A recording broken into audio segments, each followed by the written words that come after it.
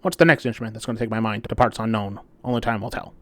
For over a month, I have been wondering that. What would be the next instrument that would take my mind to parts unknown at the store? Finally, when I had a free moment, I went in. At first, nothing really caught my fancy. Gretsch Electromatic? Fender Telecaster? I don't know. Maybe. Then I decided to try my luck in the Platinum Room, going straight to the top. Yes, sir, you belong in here. I opened the door and stepped in, and it was immediately greeted by the Gibson Les Paul's glamorous younger sister.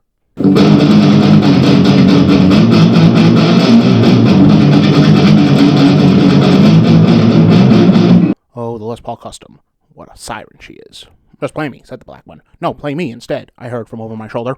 I turned around and saw the white counterpart hanging on the wall, also unlocked. It was my lucky day, and I decided I would try both, starting with the black one. Can't go wrong with the Black Beauty. Whoa. It certainly has the Les Paul weight, that's for sure. The Les Paul Custom is constructed the same way as the Les Paul Standard, and the Les Paul Recording I reviewed a while ago. Both have mahogany bodies with carved maple tops, mahogany necks, but with ebony fingerboards instead of the usual rosewood, and mother of pearl block inlays instead of the usual trapezoid inlays. And both are handcrafted in Nashville, Tennessee, USA. Music City, of course. Where else would these exquisite instruments be made? The black one in hand, I made my way over to a Vox AC-15 amplifier. I have played this amp a few times before, and I knew it would sound good with just a few tweaks in the knobs. Oh, and if I switched standby mode off. It was then I realized I needed a strap to play these Les Pauls for real. So I made my way back out to the front of the store. For a strap I can grab real quick, the only one that presented itself to me was a Fender strap. Fender strap for a Gibson? How blasphemous. Oh well, it would have to do. With the strap in hand, I made my way back into the Platinum Room, where I slung the black one low over my shoulder. Oh yes, Alex Lifton was right. There's nothing like a big, heavy Les Paul slung low over your shoulder. I definitely paraphrased that, but here's what Alex himself said. See, I'm not crazy. I'm just a little unwell, that's all. Plugged into the Vox, and flipped the switch. Once the amp booted up, I hit a chord. Whoa, she's out of tune. I better rectify that. As I tuned up, I noticed someone had tried to tune this Les Paul down. It was closer to D standard than E standard. Oh well, I decided to roll with it. I then went lower to drop C tuning. For some unexplicable reason, System of Down popped into my head, so I tried a few of their riffs on the Black Beauty.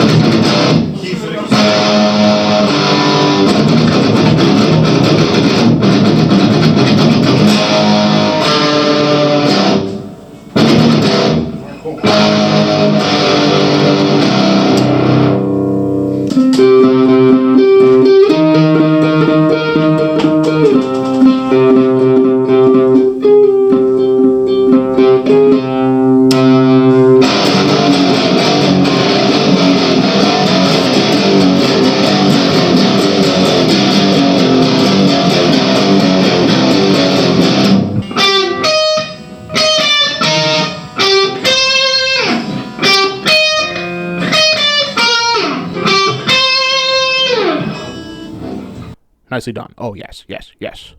Back in regular D standard, I tried a few other riffs.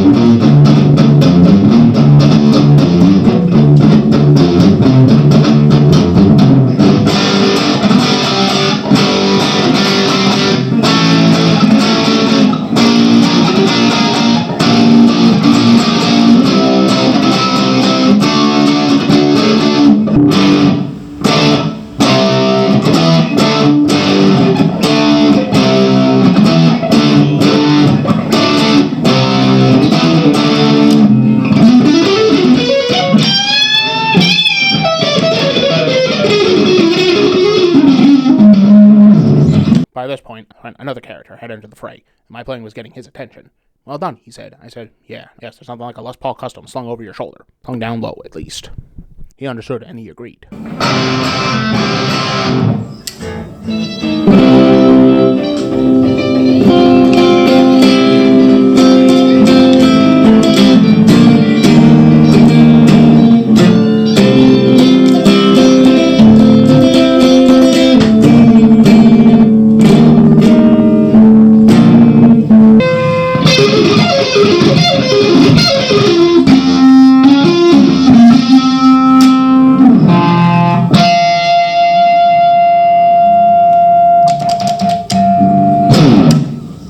Both these Les Paul Customs are powered by Gibson's 490R and 498T ceramic hum canceller pickups. High output with plenty of headroom for clean tones, as I heard when I experimented with the white one. By this point, a few other teenage dirtbags had entered the platinum room. After a brief conversation, I began playing Saxon's Princess of the Night.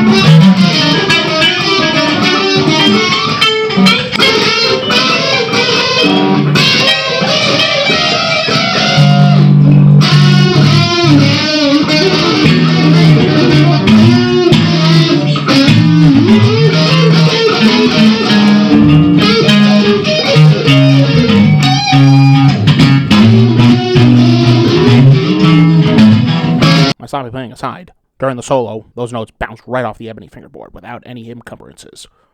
After Princess of the Night, I decided to go expert mode, with Living Color's Cult of Personality. That elicited a reaction from one teenage dirtbag behind me.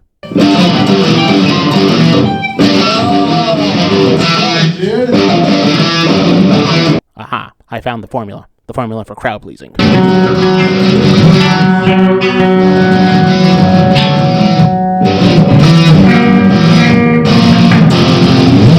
I was indeed on cloud 9, and then I began playing a few Manic Street Preachers riffs.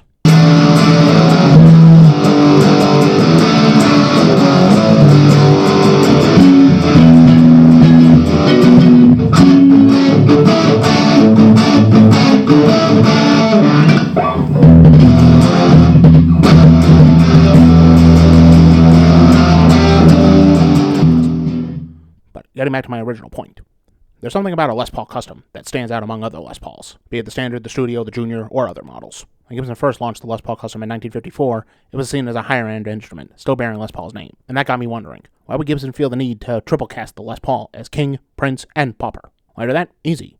The social hierarchy demanded it. Even back in the 1950s, there was a hierarchy among musicians.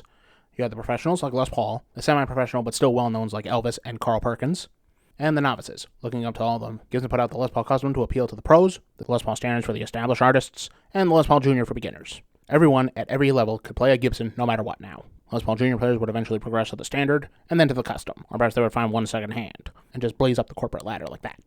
Handling both of these Nashville assembled masterpieces, I understood why the hierarchy exists, even to this day. Everyone has to at least try one Les Paul Custom once in their life. I've been fortunate enough to try them more than once, but that's another story. But there is a drawback to this aspiration. There have been a time when you could find a Les Paul Custom for peanuts on the second-hand market, but those days are long gone. But these days they're priced higher than the flight ceiling of a U-2, the Lockheed spy plane, that is, not the band. Although the Edge has been known to play his white Les Paul Custom on stage regularly. I have become more determined than ever to add two Les Paul Customs, one black, one white, to my arsenal one day. Hopefully I'll be able to find them for more attainable prices than they are brand new. Oh dear. And sure, the Epiphone models are reasonably priced, but really, why play the lower-end model when you can play the higher-end model? My point is, go out, play one, try one, and if you can't afford one, buy one. Yes, we all strive for greatness, and the Les Paul Custom is the epitome of greatness, wrapped in a Les Paul-shaped package for all of us to enjoy playing and listening to. I don't think it could be more black and white than that. I'll see you next time. Bye for now.